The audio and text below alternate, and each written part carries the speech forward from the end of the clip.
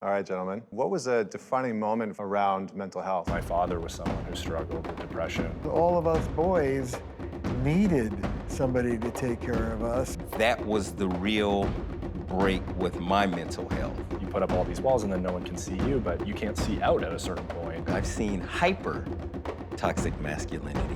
The code of masculinity is transmitted to us through people. How much time you got? Yeah.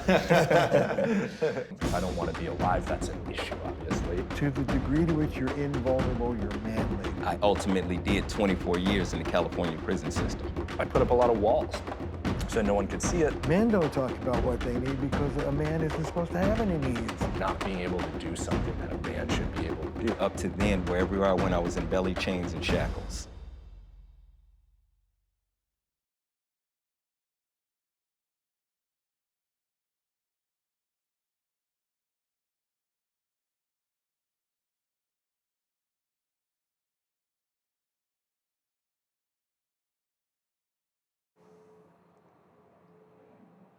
All right, gentlemen. Thank you so much for joining me here on Question the Rules. So I wanted to start off today just by having a little bit of a dialogue with you about some of your defining moments around mental health. So maybe Terry, we'll just start with you. What was a defining moment for you that changed your perspective or relationship to mental health? Well, I don't know about a moment, but as I wrote about in several books, my dad was warm and loving and close and violent. And being raised by this man who I loved and feared kind of imprinted on me what an abuse of male power looks like. And I think I spent the better part of my life trying to figure out what a healthy use of masculine power might look like. It's kind of been the Zen riddle of my life. How to be a masculine, powerful person and not in any way be violent. How to have power with and not power over has been one of the great riddles of my life. Yeah, I think we'll probably get a little bit more into how masculinity might impact that or how our views as men might impact that. But I appreciate that because I think that's a very common theme that some men face. So growing up as a boy, what did you see in terms of how your father interacted as a man? Did he teach you things of what he believed a man should be? Oh yeah, he was very extreme in despising anything that he saw as weak or vulnerable or passive. And we'll probably get into it. I mean, he had his own story, of course, as to why he was so extreme about it. I became a therapist to garner the skills I needed to talk to my dad about what the hell had happened to him. And it took me becoming a skilled therapeutic interviewer to get past his defenses and walls and finally get him to tell me his story. And like any son, particularly with a flawed father that you love, I loved my old man. I felt sorry for him. We have to make sense out of them as people and dethrone them from a larger than life position and start to see them in their own context. But they have to open up and talk to us in order for that to happen. Yeah, there seems to be some shame or some hesitation from past generations of men to open up. Can you give some context into maybe what the older generation feels and why they don't feel like it's okay to open up and talk about certain parts of their past and certain parts of their life? I know for myself, my grandfather was in World War II, and that was a chapter in his life that he just wouldn't talk about. He just wouldn't talk about it. And there were certain times in his life where he would, he would open up about it, but it was very small details, and it sounded very hard for him to talk about. So Can you give us a little bit more context on why that happens? Well, the essence of traditional masculinity, traditional masculinity rests on two pillars. One is the delusion of dominance, power over instead of power with. And the other is the denial of vulnerability. To the degree to which you're invulnerable, you're manly. To the degree to which you're vulnerable, you're unmanly. And so all these generation of my dad, World War II, they wouldn't talk to you because they wouldn't move into their own vulnerability. And because they'd been taught that any sign of vulnerability was weak and despicable. What's so sad about that is all of us sons, the whole generation of boys, are dying for our father's vulnerability, and our fathers are trying to toughen us up and make us strong when all we want is their, I wrote in one of my books, sons don't need their father's balls, they need their hearts. And a father's heart is not so easy to come by. Yeah. I mean, that's a really great quote and a really great perspective that I think a lot of men could start to integrate.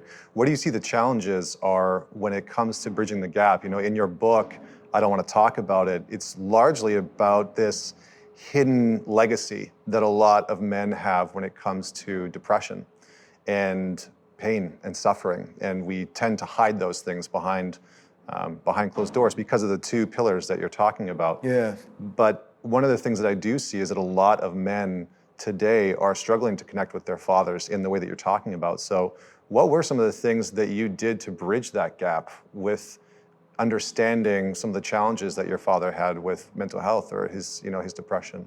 Well, my father struggled with depression his whole life. His father struggled with depression. I've struggled on and off with depression. In my work as a therapist and working with men, I talk a lot about daring to change the legacy. That this work isn't just for you. Can I quote myself? Yeah, go ahead, yeah. Family pathology rolls from generation to generation like a fire in the woods, taking down everything in its path until one man in one generation has the courage to turn and face the flames. That man brings peace to his ancestors and spares the children who follow. The best thing we can do for our kids is our own work. Yeah, that's beautiful. It's like generational healing in a sense. And a lot of the men that I work with won't do the hard work of Yeah. reconstructing who they are for their own sakes, and they certainly won't do it for their quote unquote, controlling wives. Yeah, But they will do it to spare their children. yeah, interesting. I will say to a guy, even a tough guy who's hard to reach, I'll say to him, what's your relationship like with your dad? How would you like your relationship to be with your kids? If you do the same thing your dad did, you're going to get the same thing he got. How about letting me teach you how to do it differently? Yeah, good incentive. Well, yeah, no, it's true. It's very true. It's like, it's about finding those access points, right, where we can connect and communicate and have a different type of dialogue. So I appreciate that. Kevin, same question to you. Tell me a little bit about a defining moment where your relationship or your awareness, your perspective around mental health shifted.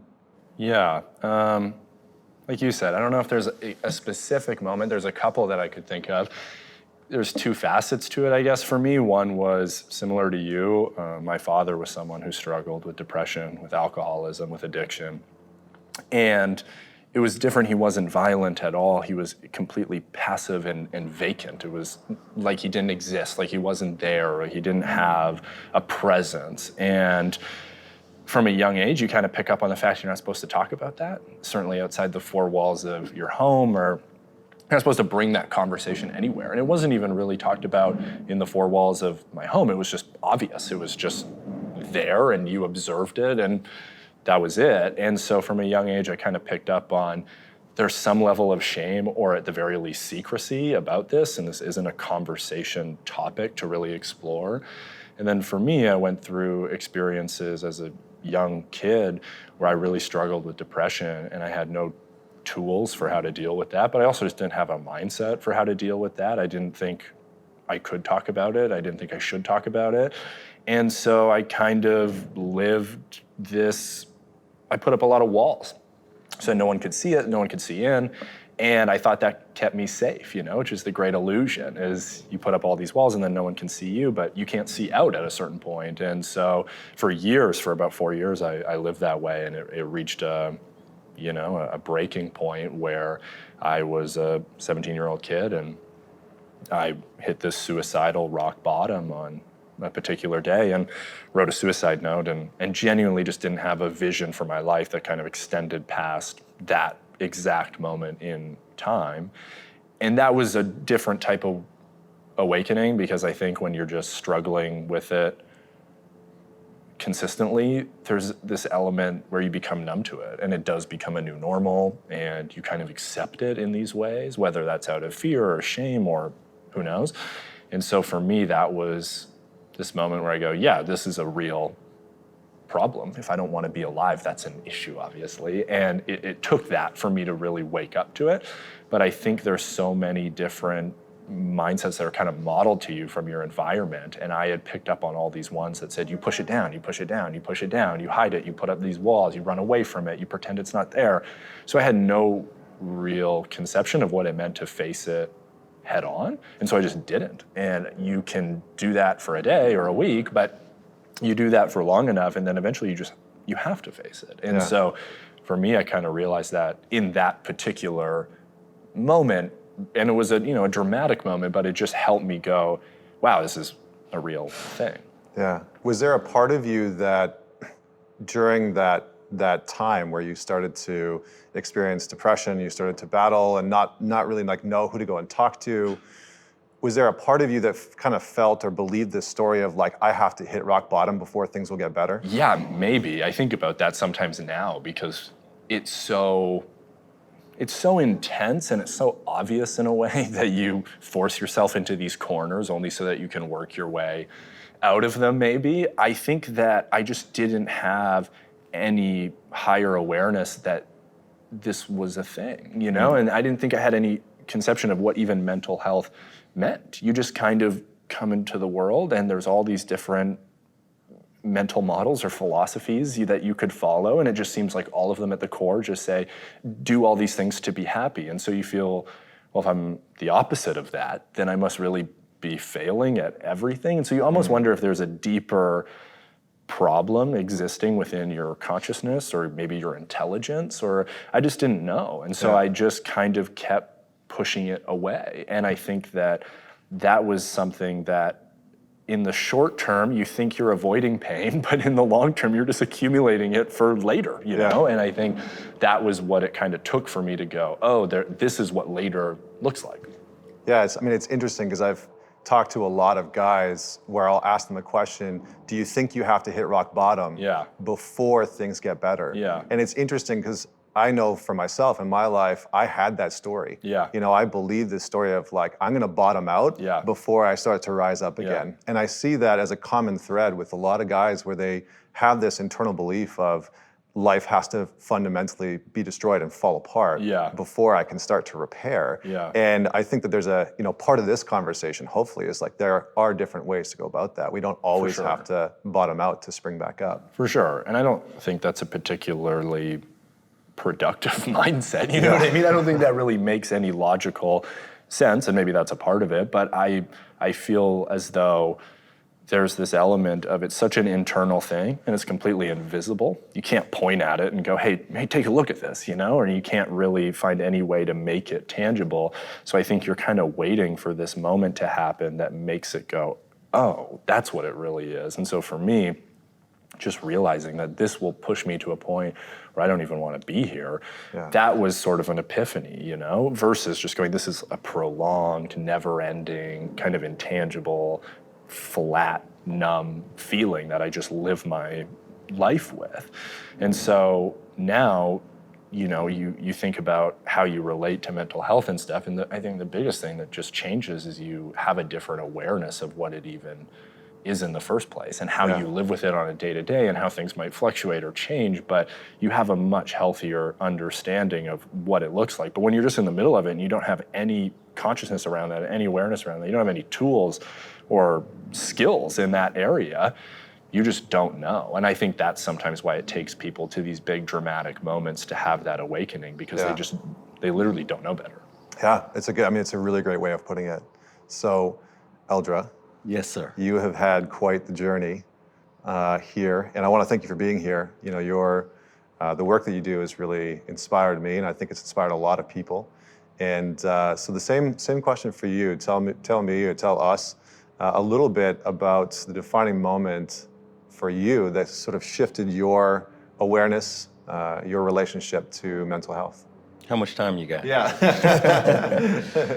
Defining moment. Two that stand out. The theme here, the common theme here that I'm hearing is the theme with fathers. My father was a Vietnam veteran. He earned a Purple Heart in Vietnam, which is something that he never talks about. And when he came back from Vietnam, when I was growing up, he was a drill sergeant. So that's the household I grew up in. Stern, strict, my way or the highway. And growing up, when I was growing up, corporal punishment was legal. It was accepted. I mean, hell, they used to give permission slips in school. You know, you can either get it in school or you can get it at home. That is a piece that contributed to where I was as far as mental health was concerned. And I had an experience when I was younger. I've got a sister that's 4 years my junior, and I had experiences with babysitters, both male and female, where sexual predation was involved. And a piece of that for me was submitting to a male babysitter at the age of 7 in order to save my younger sister. And so for me, that was the real break with my mental health, because I established at that time that loving another person was something that made me weak. Caring about another person was something that put me in danger, it was something that put me in jeopardy. So I constructed a persona that was hard, that was uncaring, that was unfeeling, that just didn't give a damn. And this was at the age of 7, those seeds were sown. And so I was in a place within myself that was closed off and shut off. And I didn't have anybody around me, number one, that knew about that or had the tools to see that there were some symptoms there, there were some signs there were some destructive behaviors that I was engaging in, but it was, pawned off as, oh, he's just being a boy. Boys will be boys. And if it was something that was a little too out of line, well, just beat his ass. And so that was my relationship to mental health at a young age. I was an athlete, so that allowed me to hide based off of what people saw on the field. I was able to create another persona, something else to hide behind. People saw, my prowess on the field, and it was like, okay, that's him right there. They didn't see the real me. And an episode occurred where a friend and I wrecked his mom's car, stole his mom's car and wrecked his car. And so sports were eliminated from my life. And so I went out into the gutter and picked up gangbanging. That compounded my mental health issues, because that culture taught me and trained me and took advantage of what I had learned as a youngster, the sternness, the hardness, the uncaring, the unfeeling. It was able to capitalize on what was already inside of me, the seeds that were already there. And that allowed me to thrive and flourish in destructive criminal lifestyles, the underground world. And eventually it led to multiple years of incarceration. I did 2 stints in what they call California Youth Authority. That's boys' prison. I went there twice before the age of 18. And I got out. The second time I got out, I was out for 21 days and committed crimes in the community that netted me a life sentence. I was sentenced to 17 years, running consecutive with 7 to life. I ultimately did 24 years in the California prison system. I came back out into the community in 2014. So I'm now, 4.5, 5 years removed from incarceration. While inside, I was found by an organization called Inside Circle. Following another stint in the hole, I was in solitary confinement for attempting to kill another man. Stabbed him quite a few times. My wife asked me not to say how many times. And while I was in the hole, I was in a unit that also housed Charles Manson and Sirhan Sirhan. And they were in solitary as well, but they were allowed to go out and engage with other people, engage with other humans without restraints. I had gotten to a point with the things I had done in my life up to then, where everywhere I went, I was in belly chains and shackles. I was on what they call standalone, walk-alone status. That meant anywhere that I went, I had a guard on either side of me, and the gunner was following with a Mini 14. And once I got out onto the yard by myself, they'd take off the shackles. And there was a moment where I'm sitting there and I'm like, damn, Charles Manson and Sirhan Sirhan, two of the most infamous people in California prison history. This dude, Charles convinced people to massacre other people, but they're allowing him around other people. And I can't go anywhere around other people. Something about this just doesn't sit right. I don't know what needs to change or how it needs to change, but that opened me up to being willing to try something new. Yeah.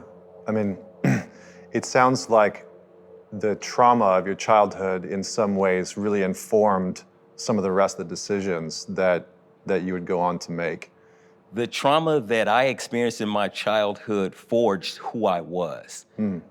I made some decisions at a very young and in an uninformed age to make decisions about how my life would go and who I would be. And that was all trauma informed.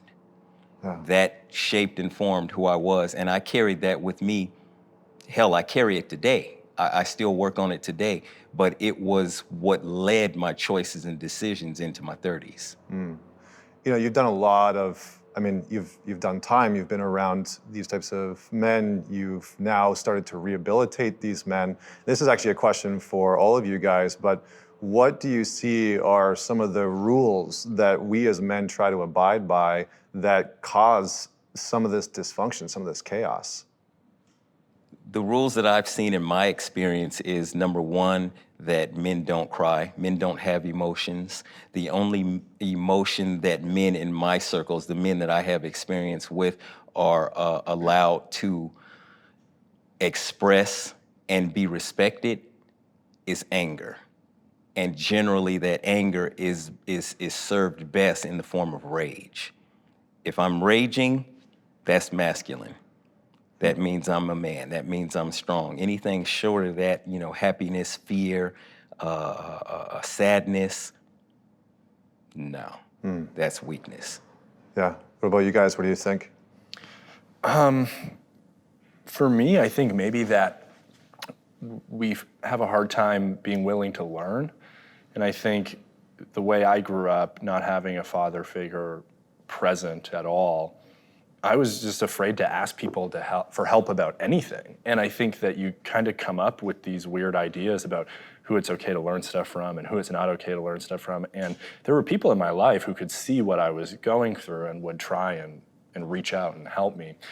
And I couldn't accept it, not because I didn't want to change, not even because I didn't feel like I had a problem or I didn't have the self-awareness or whatever, just literally because I felt like that wasn't okay, and that was somehow weak to accept help from someone else. And I think it wasn't modeled to me to be mentored or to have anyone who's a little bit further along down the path maybe share something with you or share an insight with you that could help you.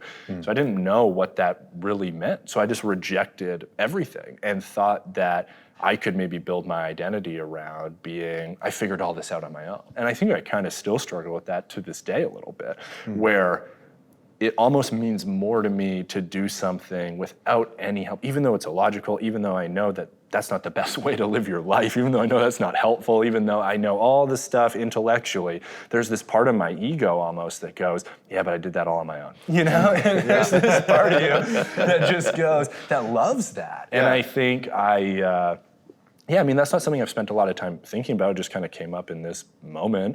But I think there's an element of that, certainly for me. And so I didn't want anyone showing me the way. I wanted to bump on all the different rough edges and have my own cuts and bruises and all that kind of stuff. But I couldn't ever tell you why. I mean, I don't know what that gives you, other than maybe some internal feeling of accomplishment. But even then, you know it's ridiculous, you know? And I think that was something that was hard for me and is still hard for me. And I think that's why, and I don't know a ton about it, but I feel like that's why the father figure is such an archetypal role in history and in culture, because it's your first access point to understanding that, you know, and to being a part of that and to understanding it's okay to learn. Because I think maybe there's some element of vulnerability with just even saying, hey, I don't know. And I think that's difficult. And so for myself, it's funny when I look back on it, and it's easy to create new narratives of the past and go, you know, I was all on my own and all these things. But when I really am transparent and honest with myself, there were people who cared about me. There were people who wanted to know my story and who I was and what I was trying to, and there was actual intelligent human beings who said with words while looking in my eyes, I can see you're going through a hard time. And you push it away and you push it away and you push it away. And so I think that's something that was maybe just an unwritten rule that I felt I needed to abide by, and maybe in some way, a way I thought I could prove myself. Yeah, it's almost like our competitive nature, right? It's like, I'm gonna prove to you that I can do this, that I can perform, that I can win, that I can be successful. The and irony is no one cares about that. You know what I mean? Like, the irony is there's no prize for that. The irony is that there's no extra points for that type of mindset. It's actually within yourself. And I think that's one of the areas I'm happy to have changed a bit in, and I think I need a lot more work in that area, is to be able to say, hey, you're a little further down this path than I am. What do you think about this problem? And even now I notice myself, I'll tell someone about a problem, especially if I'm talking to someone who, and I'm lucky to have a few super solid mentors. I notice that sometimes I'll even share my problem and I'll pre-frame it with an answer. You know, I'll say, hey, this is what I'm struggling with, and this is what I think I should do, and I've got all these different ideas. It's like, it's almost hard for me just to say, this is my problem, what do you think? It's almost as though I have to say, you know, I've spent a lot of time thinking about this and all the different possibilities, and only now do I come to you with it, you know? And I think there's something very odd about that. Yeah, thank you, I appreciate that. Terry, what do you think? Well, I think if you put these two guys together, it would be my answer. From Eldra, I would say it's really key that invulnerability is unmanly. And the clearest manifestation of that is feelings. You can't have any feelings. You're allowed anger, and one more, I would say, you're allowed lust. Those two feelings are allowable for a man, nothing else. The other thing that I took from listening to Eldra was the escape into power. Anger is okay, but rage is really manly. And so a combination of cutting yourself off from your feelings, coupled with flying into what I call grandiosity, better than, and attack, is really central to masculinity. And then listening to you, my language for what you're describing is that you learn to be anti-dependent, needless and wantless. I'll take care of it myself, which is also very masculine. But it's very masculine because all of us boys needed somebody to take care of us, and we were told to take care of it on our own, or it wasn't addressed, you know, well, let me have my martini and then I'll talk to you. Yeah. And you learn not to depend on anybody because there's nobody dependable to depend upon. You know, we talk about the masculine code and masculine culture, but we forget it's not some abstract principle. That masculine code comes to you through the drunk father who doesn't tend to your worries or your tears. That code comes from the violent father who hits you with a belt and tells you to stop crying. The code of masculinity is transmitted to us through people, through other boys, through teachers, and most emphatically through our parents. I wonder if a daughter, would have been left on her own as much as you were left on your own, for example. We know that little babies, if they're pink and they cry, they get attended to. If they're blue and they cry, it's more often we'll let them cry it out. From infancy, we men are subject to the code of not being vulnerable. Yeah, it's interesting. It's I usually call it the one rule of men, right? And the one rule of men is very similar to the rule of Fight Club, which is you don't talk about it, right? It's like we can see that very much pervasive in our culture, and then that sort of is systemic. And it's interesting because I think a lot of the conversations that we're having are about some of the challenges that men are facing, and I think it's a very real sentiment in male culture right now, in masculine culture, where I can feel this even when I read the news or see certain articles or videos where I'm like, man, like us men are really getting a lot of shit right now. Like we're really getting hit with a lot of stuff. And I hear a lot of men that specifically say, like, it feels like we are under attack. And you have words like toxic masculinity being thrown around, and men are really on the defensive, right? Like I feel like a lot of guys that I talk to are like, I feel like I'm up against the ropes, like, and I'm just getting my ass handed to me a little bit. And so I'm interested to get your take on toxic masculinity, because I think a lot of the times what I see is that we take toxic shame, or we just take shame and we lump it into toxic masculinity. We take trauma and we lump it into toxic masculinity. We take a lot of these other pieces and we've sort of labeled toxic masculinity with all these other pieces. So what are your thoughts on what parts of masculinity might actually be toxic, or do you think that that's, like, what's your take on that? Maybe I'll just start with you. Well, I think it's mostly toxic. I think the code of invulnerability and dominance, I think the refusal to see yourself as an ecological part of a system, but always above the system, controlling it, whether it's your own emotions or your body or your kids or your partner or the planet or Mother Nature. I think that there's a real possibility if we don't move out of this masculine code, we're all gonna die. I mean, I don't wanna be too like whatever about it, but if we keep placing ourselves above nature, we're gonna screw things up royally. And that is the essence of masculinity. But people say about my work, it really pisses me off actually. People say I'm trying to feminize men or I'm trying to undo masculinity. That is bullshit. I don't think there's anybody doing men's work that wants to turn men into women. No. I think that is a troglodyte's response. What I want from the guy, John Bradshaw said 1,000,000 years ago, pass it back or pass it on. And I want us to sift through the legacy of what we've been handed, keep what's good, and put to rest what's toxic here and there in our lifetime. But I refurbish aspects of traditional masculinity. I talk to men about learning to become real family men. And that's an ideal that I use in my therapy. And another one is being a generous gentleman. Like when your partner wakes you up at 11 o'clock at night because they're worried about little Timmy and you want to go to sleep, you ask yourself in that moment, well, what would a generous gentleman do right now? Maybe a generous gentleman would stay up and listen for 5 minutes and then go to sleep. So there, loyalty, strength, bravery, courage, there are a lot of things in the traditional role that we can refurbish, but we have to take them out of context. The context is rotten. Yeah, and it seems to be a challenging time to pull some of those pieces apart. There seems to be a lot of stuff that's getting chunked in with masculinity right now, and with men specifically, and largely because of the things that you're talking about, which I think is incredibly important. Well, while I'm doing sayings, there's another AA saying, hurt people hurt people. Yeah. And we've been talking about men's trauma, but we also need to talk about men's moving from that trauma, from that shame into grandiosity, into better than, superiority, and attack.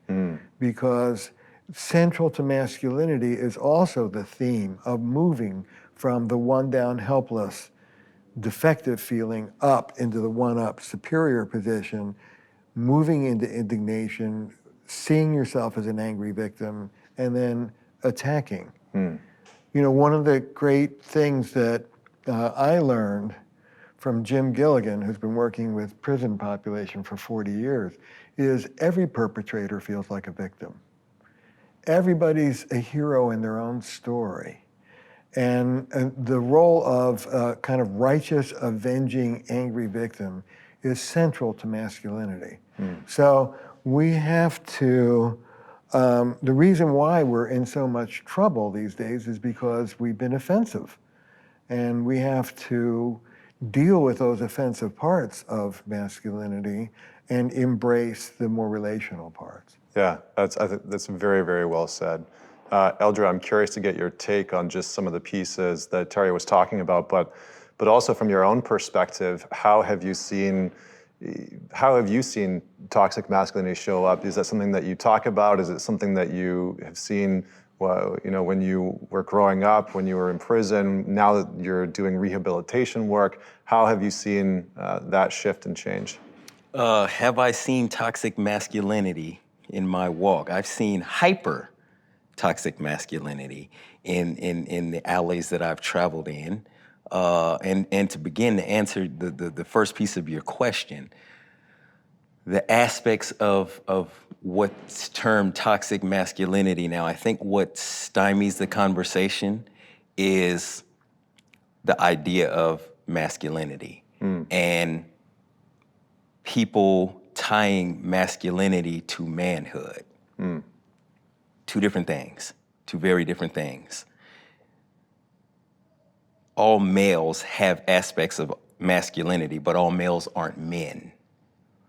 And so in the work that we do, what we seek to do is identify what's mine and what's somebody else's. So if somebody is talking about toxic masculinity, and I'm a man, and there are aspects of my maleness that just will not allow me to engage in certain toxic aspects, you're not talking about me. You're not attacking me. That's your shit. It doesn't stick to me. So that's, in my opinion, what is stymieing the conversation. There's a defense that as soon as men hear toxic masculinity, they think that they are being attacked. That's not what I'm doing. I'm not attacking anybody. What I'm talking about are, again, those aspects that as males we tend to take on and define as masculine, and where in there are there aspects that are toxic? Where in there are there aspects that I need to disregard and pick up the positive attributes?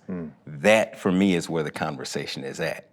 And in my experience where I have seen it, again, it goes to this script, this unwritten script about what makes a man, what defines a man. And oftentimes that script that's passed down, that's handed down, is warped, it's twisted. And so the work for me is to get in there and tear away those pieces, everything that's been passed down and handed down, pick it up, look at it, question it, and see, does this fit me? Do these shoes fit? If they don't, chuck them off to the side. Find those things that feel right and keep me in congruency, mind, body, and spirit with natural law. For me, that's what a man does. As a man, that's what I seek to do. Yeah, and how important do you guys feel that things like initiation into manhood are? Like how important actually is that? Because it seems like part of the conversation has been that initiation for men has kind of faded away. And I'm curious to see if you think that that's an important piece to moving into these more healthier, integrated forms of masculinity where we have healed through trauma, where we can see our shame, where we can admit faults. Do you think that that's an important part? It is an important part. Initiation, ushering young males into manhood it's mandatory in order to have the next generation come up and be healthy males, because only healthy males can help support young males usher into manhood and help, in those places where we're trauma informed. and walk and guide. I can take a young male and help him along his journey and go off into where his trauma is because I've been there, and show him how to reframe that and not allow that to define who he is, and not allow that to have him go out into the world spewing poison and venom at everybody from that place.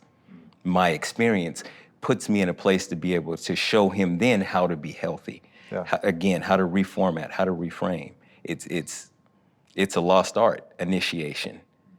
Ushering a young man across the river into manhood. Otherwise, we're left to our own devices. We're left running around with other males who have sick and twisted ideations about what it is to be a man, and we're just continuing the same destructive cycle. Yeah, yeah, I like that. Terry, just really quickly, just to get your insight on initiation, and if you do think it's important, how do we start to go about this? Because one of the biggest questions that I get consistently from men and from women is, how do I take my son through the process of initiation so he is integrated, so he knows how to deal with shame or insecurities or trauma if there has been that? Yeah, I'm Jewish, we gave our kids a bar mitzvah, and because I've been doing this work, I had 6 men surround my boys, one at a time. And each of them spent a day with them, teaching them what it meant to be a man.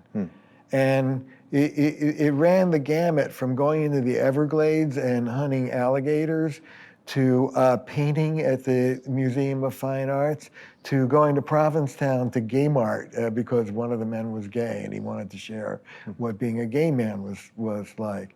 So I think boys need mentors, and they need that second birth. Ideally, once a man is initiated, maybe he gets to relax about not having to prove his masculinity all the time. That would be a nice thing. But I do want to say this, in our current world, it's really important, I believe, to not limit the mentorship of boys to men. Single women can raise boys, lesbian parents can raise boys. You don't need a boy to turn a boy into a man. You need an adult to turn a child into an adult. So a lot of folks in the men's movement are really about only a man can raise a man. And I want to empower the women with sons to feel perfectly competent to do that initiation as well. Yeah, it is one of the biggest concerns. Like on Instagram and Facebook, I'll have women reach out all the time that are single mothers saying, "What do I do? How do I help my son?" But in terms of some of the pieces that you think are important when it comes to initiation, when it comes to raising strong, integrated, healthy young men, what are some of those components that we should all know about? Well, for me, the essence is wholeness. What traditional masculinity and femininity does to both sexes is it splits us in half, so that this half is called feminine and this half is called masculine, and I'm going to get rid of this half and just do this half. And I want both sexes to have all of the aspects of one human being. Can I tell you a story? Yeah, please. So I was privileged to be in Maasai land in Tanzania, in a very remote Maasai village. And I was with people who knew them. So I had basically a men's group at night with the elders for 3 nights. And we talked about everything, God and women and death. And I asked them, in America, I said, there's a debate about what makes a good Marani, a good warrior, a good man. Some people think that a good man is gentle, and some people think that a good man is fierce. What do you think? He said, I have no interest in talking to you about what makes a good Marani. I'm only interested in talking to you about what makes a great Marani. He said, now listen, when the moment calls for fierceness, a good Marani is a killer. When the moment calls for tenderness, a good Marani lays down his sword and shield and is sweet like a little baby. He said, what makes a great Marani is knowing which moment is which. And that's my ideal. When the moment calls for tenderness, get in touch with your quote unquote feminine side and be a sweetheart.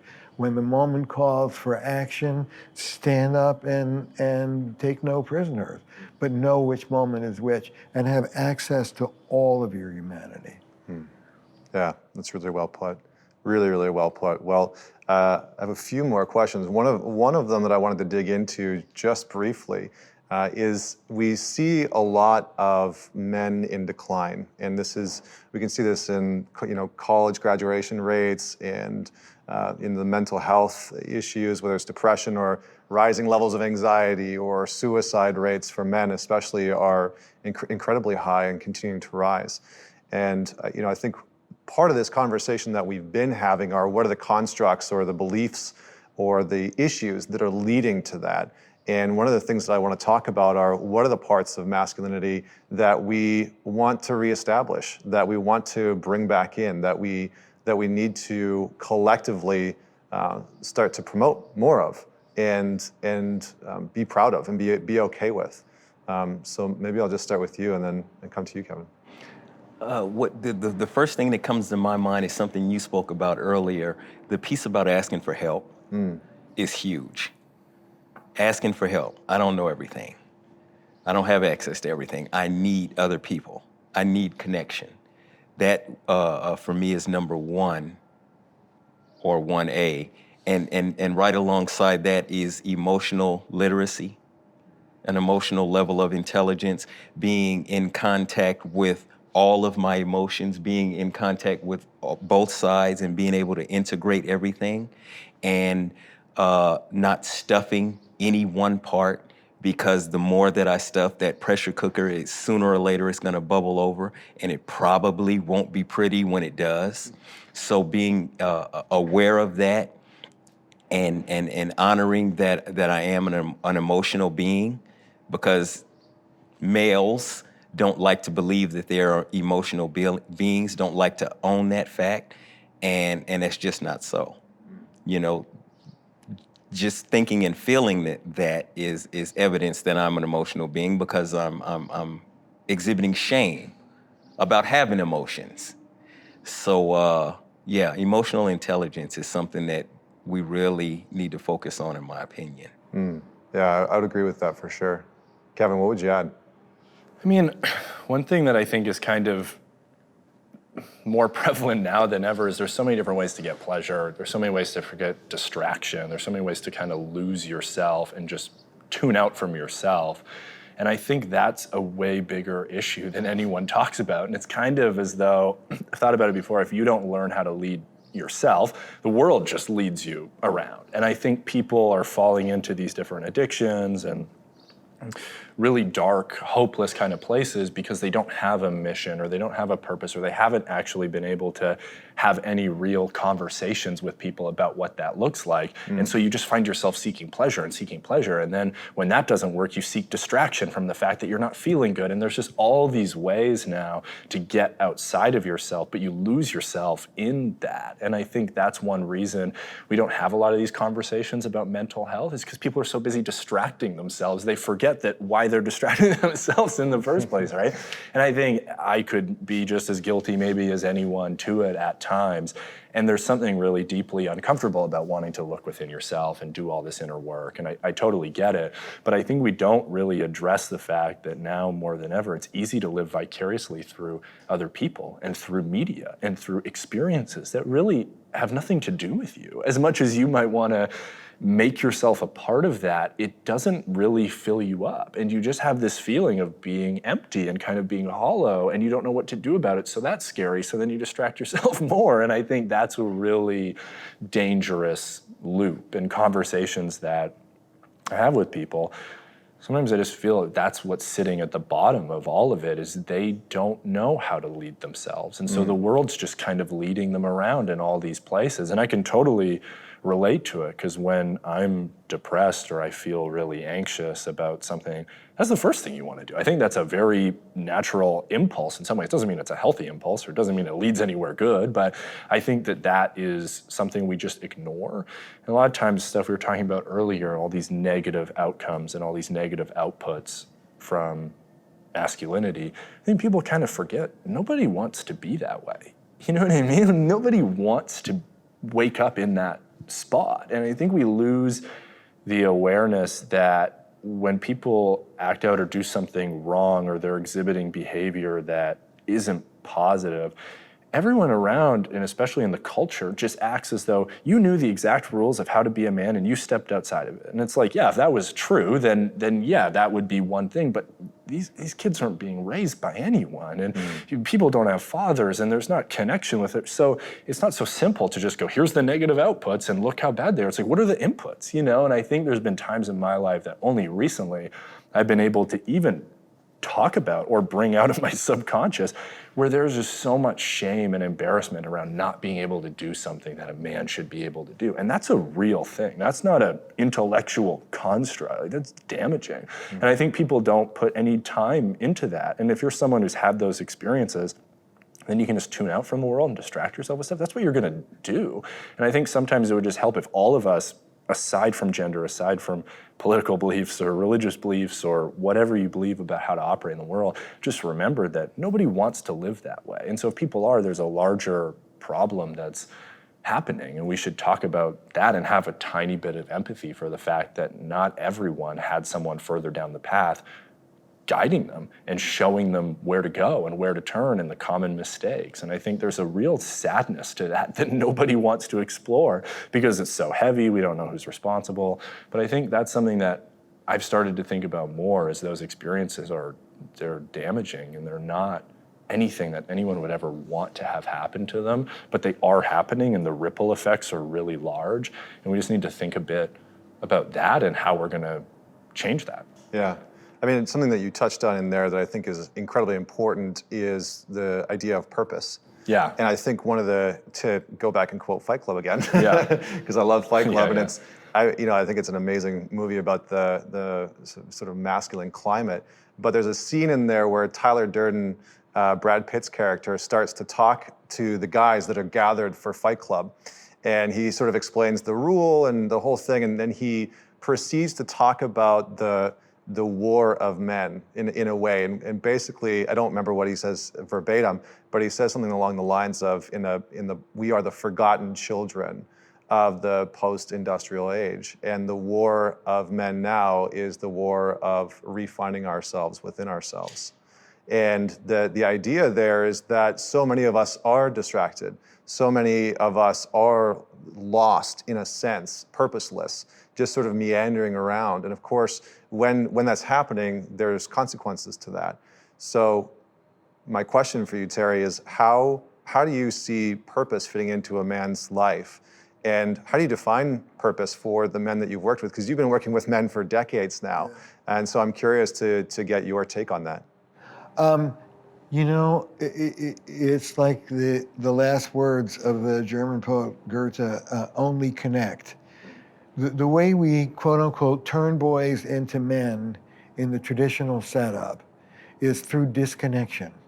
We disconnect them from their feelings, we disconnect them from vulnerability, we disconnect them from other people. You're supposed to be independent. You know, people talk about women not having voice in relationship, but men don't have voice in relationship either. Women don't talk about what they need because a good woman serves others, and you don't want to be selfish. Men don't talk about what they need because a man isn't supposed to have any needs. What's all this squishy need stuff? So, you know, neither sex is getting their needs met. I talk to the men I work with about the difference. I was very interested in listening to you because I talk about the difference between gratification and relational joy. Gratification is a short-term pleasure. It's what our country runs on. And it's great in its place. It's fine to have short-term pleasure. Relational joy is the pleasure, a deeper down pleasure that you feel just by being there and being connected. Parents understand this. There are times when you want to throw your kid out the window, but there's also joy in being there and being a family, even though it's not gratifying. Most men don't know shit about relational joy. They've never experienced it. And it's not an ideal in traditional masculinity. But what we know from psychology is we are born to connect. Little infants start looking for connection within hours. You know, it's the one thing that will make us happy. So I'm going to put the purpose as being connection. Connection to ourselves and having a good relationship with ourselves, and connection to the people we love and having a good relationship with them. Start with that. Start with being a family man, and then radiate out. You spoke, well, we've all been speaking about boys and men, initiation. Look, a boy is somebody on the make. A boy is, the question of a boy is what you got. What gratification, what am I going to get from the world? I believe a man's question is, what is the world asking of me right now? What is the right action? What is being called for? And it's not about me. And I talk to men not about altruism, I don't believe in altruism, but about enlightened self-interest. Happy wife, happy life. Happy family, happy guy. It's in your interest to learn some of these relational skills, open up your heart, and connect to everybody else. They'll do better, and you'll feel a lot better. Trust me, you will. Yeah, well, I mean, and it seems to be the thing, you're talking about the relational interest and the connection. It seems to be the thing that so many men are really craving. In a lot of ways, we can see that in our culture, that many men are thriving, are seeking connection, right? Dating apps, Tinder, it's all some form of connection, right? The obsession with social media, porn, all of it is designed to give us as men some form of a hit of connection. Like if you look at the data behind why men watch porn, a lot of it isn't actually about desire. It's actually about them wanting to connect just in some way. Well, we allow lust and anger as the only two emotions that men are allowed. Yeah. So a lot of men filter all of their emotional needs through the sex and the sexual encounter. I talk about distinguishing between your needs and your wants. I want to make love to you. I need a hug right now. And a lot of men don't acknowledge their emotional needs. It's about becoming emotionally literate. As you become emotionally literate and own your own experience, you own what you need to own in order to have a healthy relationship. We've been talking about guys as if they're individuals, but all of us live in a context. And we have to learn to be worthy of that connection. We have to take care of our biosphere and not pollute it with a lot of male privilege and junk that we're going to pay for in the end.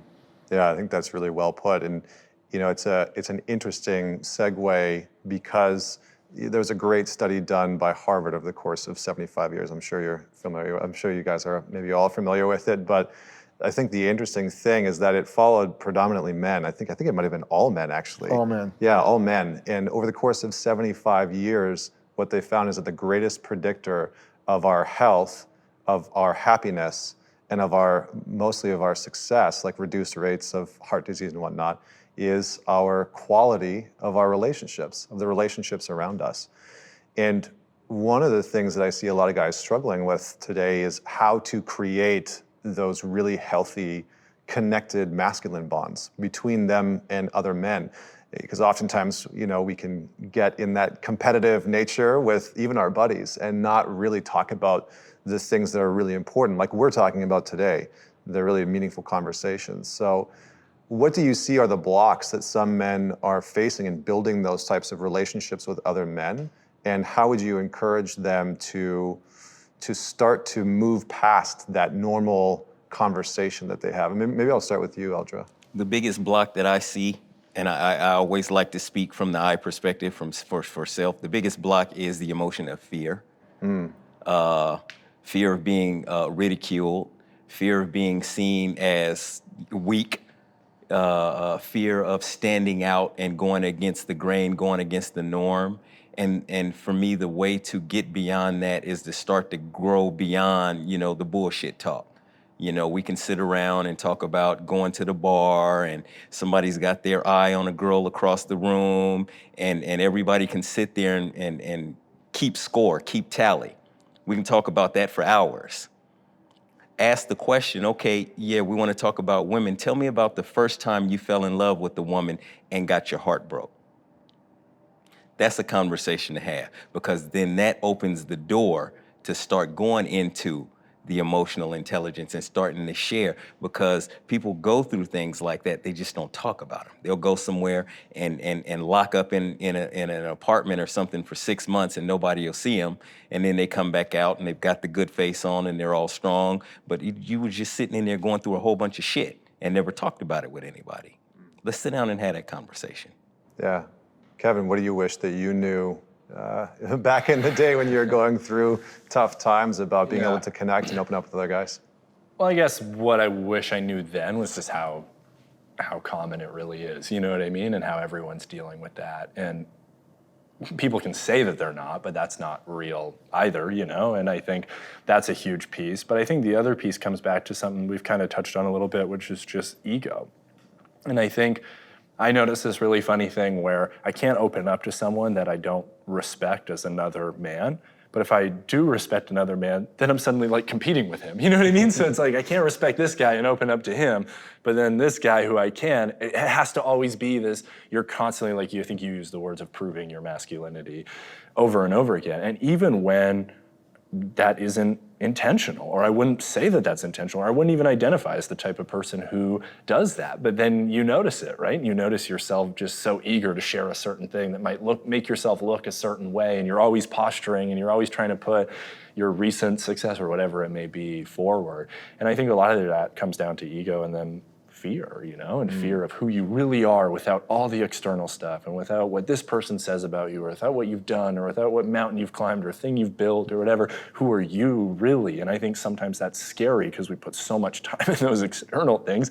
Maybe we're not that amazing internally. And I think that's something I've really struggled with and still kind of continue to struggle with, is just being able to connect with someone on a real level without always feeling like you need to prove something, and without feeling that fear of, is this enough? And I think those are things that we just don't learn and we just don't talk about. And so then you're always kind of improvising in every single interaction and relationship you have, and you just kind of go with what the room seems to respond to, and you just kind of go with what the next guy seems to think is normal, and you just kind of go with the flow. And I think that's very dangerous and can lead to a really isolating place where you say, I've got these good friends, but nobody knows me, and all these types of things. And so I think that's something that I just want to be more conscious about and aware of even today, sitting here, is just actually being willing to show yourself to someone without that ego and without that judgment and without that overarching kind of omnipresent fear that